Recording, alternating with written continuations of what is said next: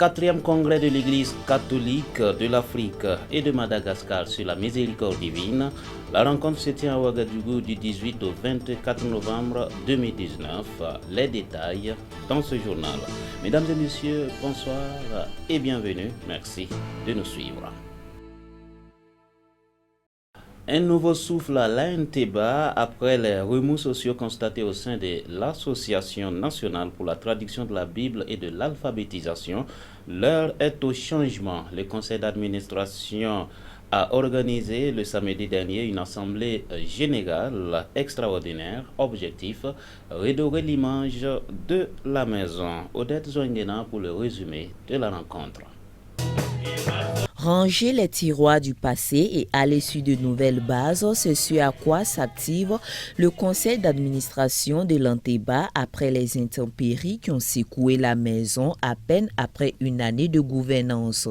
Le conseil d'administration de l'Association nationale pour la traduction de la Bible et de l'alphabétisation veut redorer son image en remettant tout à plat et se fixer dans la même veine de nouvelles orientations. D'où tout l'essence de la tenue de cette assemblée générale extraordinaire. Le conseil d'administration que je préside a pris fonction après l'assemblée générale élective en 2018. Cela fait donc une année que nous sommes à la gouvernance de l'Anteba, afin d'apporter notre contribution à l'avancement du ministère de la traduction de la Bible et l'alphabétisation au Burkina Faso. Il est donc, à mon sens, encore trop tôt pour prétendre à des résultats palpables, surtout que les soubresauts au sein du personnel et au sein du conseil d'administration ont porté atteinte à notre crédibilité et à notre réputation en tant qu'organisation chrétienne de la traduction de la Bible. En effet, dans le courant de l'année 2019, nous avons reçu les lettres de démission de 3 membres du conseil d'administration pour des raisons qui leur sont propres. Chers pasteurs, mesdames et messieurs, il est temps pour nous de remettre le conseil d'administration, la direction et les opérationnels dans les conditions idéales de fonctionnement. Cela permettra au conseil d'administration d'accompagner l'exécutif dans les actions qui permettront au personnel de travailler dans la sérénité, mais aussi dans la discipline. Cette assemblée générale extraordinaire marque de ce fait un nouveau départ où l'on prévoit l'élection de nouveaux membres en lieu et place des 3 démissionnaires, la mise en place d'un comité technique en vue de la révision des tests de l'organisation et le renforcement de la gouvernance par l'instauration d'un climat de confiance. Nous voulons travailler dans un climat serein, empreint d'amour fraternel et surtout empreint de convivialité, mais cela se fait dans la discipline. Il faut un minimum de discipline, un minimum du respect des conditions de travail, et je pense que le Seigneur est un Dieu d'ordre, et c'est ce que nous recherchons.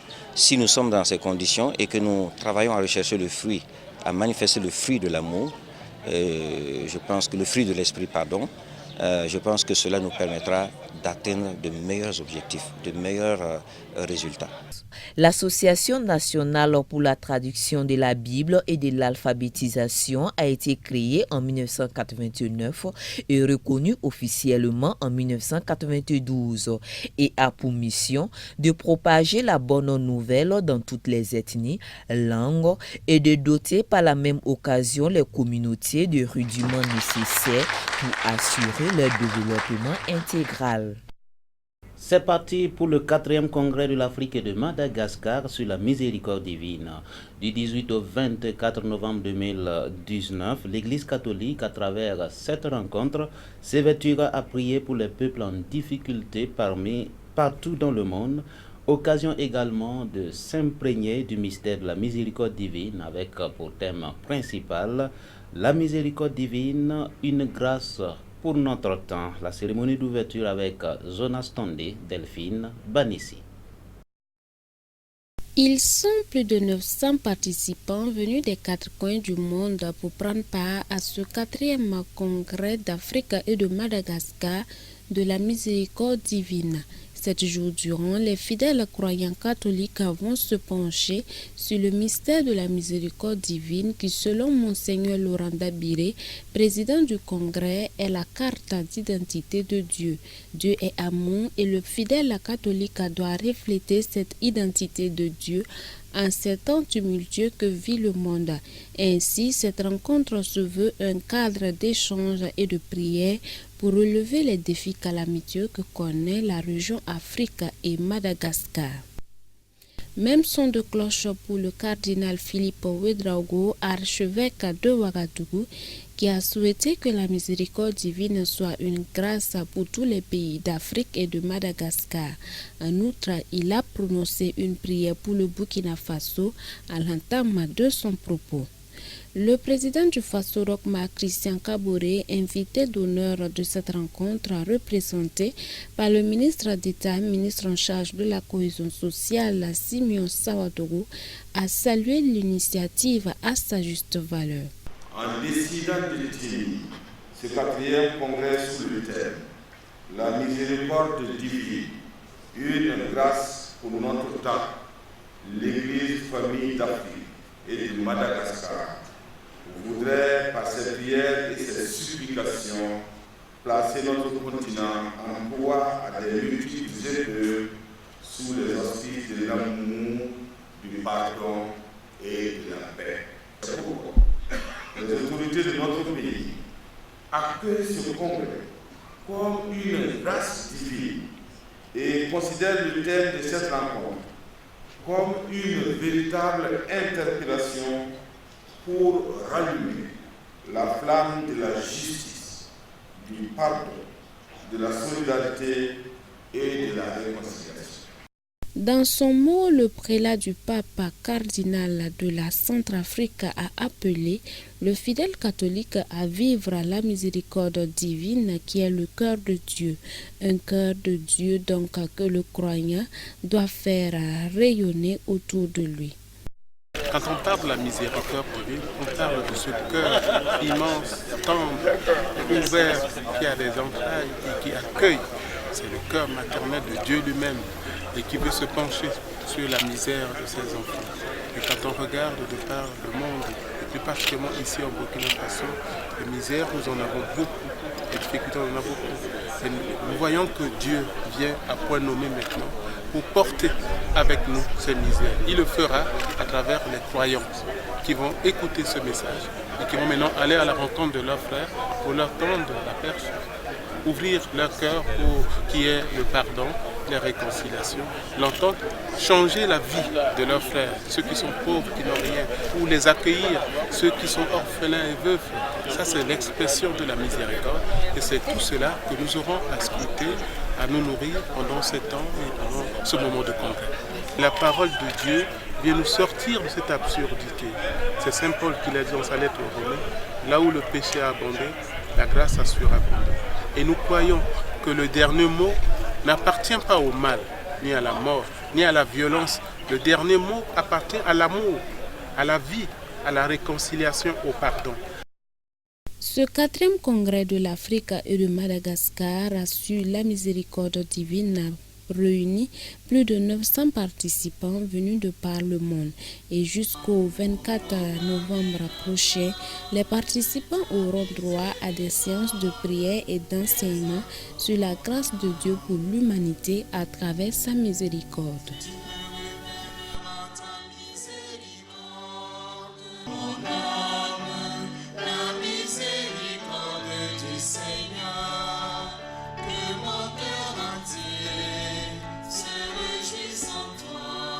La route tue et continue malheureusement de tuer. Comment justifier ce mal au Burkina Faso? Le réseau des journalistes et communicateurs pour la promotion de la sécurité routière du Burkina Faso veut apporter sa touche personnelle. Elle a en effet organisé une cérémonie de récompense en l'honneur des hommes et structures qui œuvrent inlassablement dans ce domaine. Odette Zonguena, reportage.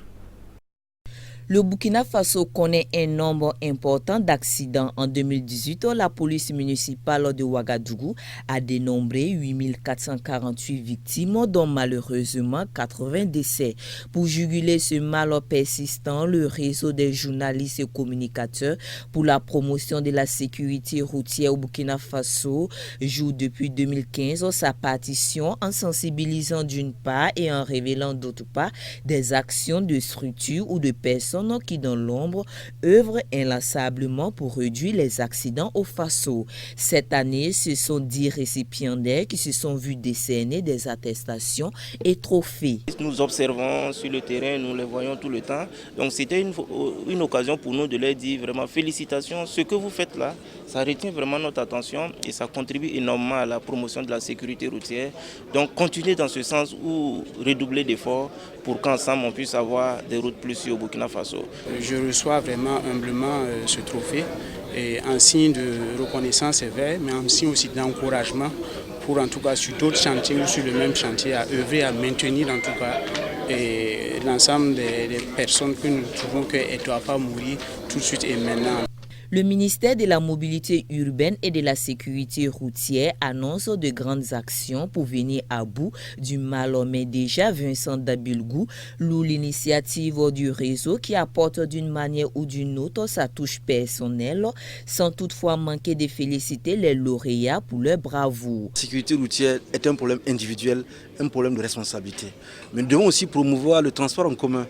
Mais nous devons continuer à faire en sorte que les citoyens, les élèves, les étudiants, les jeunes puissent aussi s'outiller, donc, par exemple, en ayant des comportements de prévention. Par exemple, le casque permet de pouvoir dire que même si j'ai fait un accident, je peux quand même garantir ma sécurité. Mais nous devons promouvoir donc ces genres d'actions, mais faire en sorte que chacun de nous puisse aussi avoir accès au code de la route en faisant son permis A1. Mais ce sont des actions, en tout cas de longue haleine, mais aussi des actions que nous devons faire de manière permanente. Et c'est pour ça que nous avons besoin du concours de tout le monde. Et nous sommes fiers que, en tout cas, des gens aient été distingués parce qu'ils ont essayé d'agir et ils ont bien agi. En mémoire de l'accident de Boromo qui a occasionné de nombreux décès, le mois de novembre a été retenu pour marquer d'une pierre cette cérémonie de récompense. Les ministres Vincent Dabilgou et Salifou Thiem Touré, respectivement président et parrain de la cérémonie, ont reçu également des distinctions en guise de reconnaissance et de remerciement de la part des organisateurs pour leur accompagnement dans la réalisation de leurs objectifs. Crise politique inédite à Hong Kong. La mobilisation des contestations dans l'ex-colonie britannique depuis plus de 5 mois a basculé la semaine dernière dans une phase beaucoup plus radicale et violente. L'inquiétude monte face à la possibilité d'une intervention de la Chine. Je pense qu'ils ont encore le soutien de la population. Alors, bien sûr, tout le monde n'est pas d'accord, enfin, ne soutient pas la violence, mais tout le monde est plus ou moins conscient que les manifestants ne sont pas coupables au départ de cette violence. Ils répondent à, d'une part, un blocage de tout dialogue de la part du pouvoir, et d'autre part, à une violence de la police qui est quand même très forte. Il y a déjà eu quand même, en tout, il y a trois jeunes qui ont été blessés par balles réelles. Ils l'ont déjà fait. Il y a déjà 2 blessés graves, très jeunes. Il y en a un qui a 15 ans. Il a perdu il a été touché au poumon assez gravement. Et l'autre, qui avait 20 ans, je crois, a perdu un rein et une partie du foie. Les autorités de Pékin ne veulent pas recommencer un Tiananmen. Ça serait vraiment assez suicidaire pour tous les avantages économiques qu'apporte Hong Kong, qui seraient perdus probablement définitivement. Donc on a ce que j'appelle un Tiananmen rampant, c'est-à-dire que la police est de plus en plus dure et on est toujours face à un mur du côté du dialogue. Il n'y a pas de dialogue politique. Malgré cette crise inédite, Liu Xiaoming, le diplomate chinois au Royaume-Uni, a mis en garde contre toute ingérence étrangère sur Hong Kong en désignant le Royaume-Uni, l'ex-puissance coloniale et les États-Unis d'Amérique. Un pont s'est effondré ce lundi 18 novembre au nord de Toulouse, causant la mort d'au moins 2 personnes, dont une adolescente de 15 ans ainsi qu'un chauffeur de poids lourd dont le corps n'a pu pour l'instant être extrait de l'eau. Pourquoi le pont de Mirepoix, inspecté en 2017 et correctement entretenu, a-t-il cédé hier, entraînant la mort de 2 personnes? La réponse pourrait venir de ces plongeurs qui inspectent la carcasse du poids lourd tombé à l'eau. Selon de premières estimations rapportées ce matin par le maire de la commune, le camion et son chargement dépassaient largement la limite des 19 tonnes autorisées à l'entrée de l'ouvrage. Il y avait le poids du camion, la remorque, plus l'engin qui était sur la remorque, et on parle de plus de 45 tonnes. Ce qui s'est passé hier, apparemment, c'est peut-être une erreur humaine. À l'heure actuelle, l'hypothèse de la surcharge n'est pas officiellement confirmée par les enquêteurs qui, ce matin, inspectaient encore l'ouvrage effondré. Il est un peu plus de 8 heures ce lundi, quand un poids lourd et une voiture se croisent sur le pont. C'est à cet instant précis que la structure aurait lâché. Alertée par le vacarme, cette voisine se rend alors sur les lieux et réconforte la conductrice de la voiture, une femme qui a réussi à regagner la rive à la nage. On a entendu la dame qui bougeait, qui parlait, qui criait, tout ça. Et donc elle disait « ma fille, ma fille ». Et donc pour la rassurer, moi le premier réflexe que j'ai eu en tout cas, c'est de lui parler, et de lui dire « on est là, vous n'êtes pas toute seule, tenez le coup ». Alors elle nous disait « j'ai froid, je vais m'évanouir ». Je suppose elle tétanisait certainement dans l'eau froide et puis le choc, Un peu plus tard, le corps d'une jeune fille de 15 ans, la passagère de la voiture, est retrouvé sans vie. Le chauffeur du poids lourd est lui aussi décédé. Il s'agit de 2 habitants des environs auxquels cette commerçante est venue rendre hommage ce matin. C'était des clients à nous. Nous sommes très touchés par ce qui s'est passé. On n'accuse personne, mais on est endeuillés. On est triste pour ces familles. Entre l'émotion et les questions, la région de Mirepoix est ce matin sous le choc. Nul n'aurait imaginé qu'un tel accident puisse se produire ici.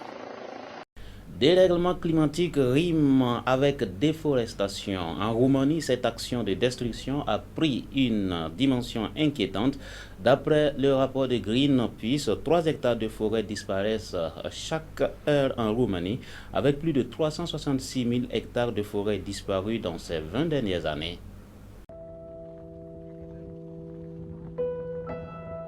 Cette forêt dans le massif des Carpates affiche des pans entiers complètement dégarnis. En Roumanie, les autorités peinent à contrôler le déboisement illégal. Face à ce fléau, les gardes forestiers sont en première ligne. Un métier dangereux. 2 d'entre eux ont été tués cet automne et 185 ont été agressés depuis 2014. Inquiets, ils ont manifesté à 2 reprises ces dernières semaines. Să nu se scape cu amendă de 1000 de lei sau cu un avertisment. Ca să nu se mai repete cazul din ăsta. Le 3 novembre dernier, à Bucarest, ce sont des milliers de Roumains qui ont à leur tour défilé contre l'exploitation illégale des forêts. Și ar trebui guvernul să se mobilizeze și să îndrepte lucrurile pe care, din păcate, nu le-a făcut cum trebuie. Și legile să fie respectate, în primul rând. Selon l'entreprise publique en charge de la protection des forêts, 206 000 mètres cubes de bois ont été coupés illégalement en 2018. Fin de cette session d'information de ce soir. Nous vous donnons rendez-vous demain, Dieu voulant, pour d'autres sessions.